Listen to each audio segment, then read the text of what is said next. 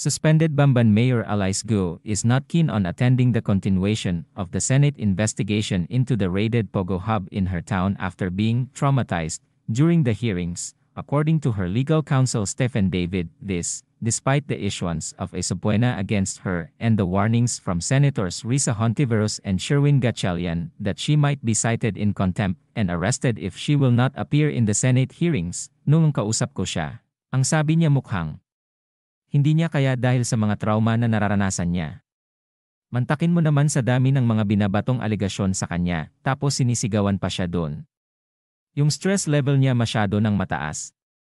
Parang natutrauma na siya kapag naririnig niya yung mga ganyang hearing. David said in an interview over Double B TV Monday. David added that it is up to the lawmakers if they will believe Gu's medical reasons. According to Gu's lawyer, the embattled mayor has medical conditions and was given medications, but her doctors are afraid to issue a medical certificate because they might be called to testify before the Senate. Pinagtataka niya bakit galit na galit sa kanya ang mga netizen. Samantalang wala naman siyang ninakaw, wala namang kinorap, wala namang pinatay na tao.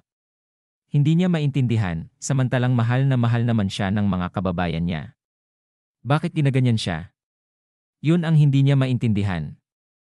David shared, in the same interview, David questioned the authenticity of the documents, which were used to claim that Gu and Chinese national Gu Huaping are the same person. The National Bureau of Investigation had already confirmed that the embattled mayor and the Chinese national's fingerprints were affixed by one and the same person. Ako rin nagtataka, paano mo masasabi na after 30 years meron kang nakikitang dokumento?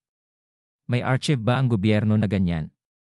Ang alam ko ang record natin sa loob ng 5 taon, 10 taon sinusunog na, he said. For David, these documents should be presented before the courts where the documents can be cross-examined. Wala pa nga silang ipresentang ebidensya doon, courts. Di naman lahat ng nilalabas mo ay totoo. Ang dami-dami namang mga dokumento.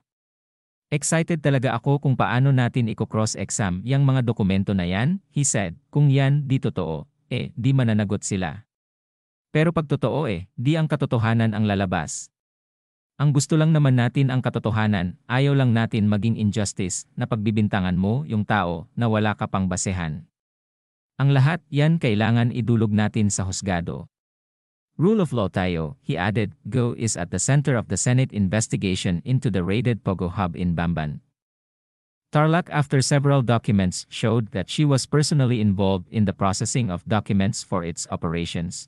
She is also suspected to be part of a criminal syndicate operated by Chinese nationals. Gu's citizenship was also questioned due to her inconsistent testimonies about her background and the supposed dubious documents regarding her Filipino citizenship.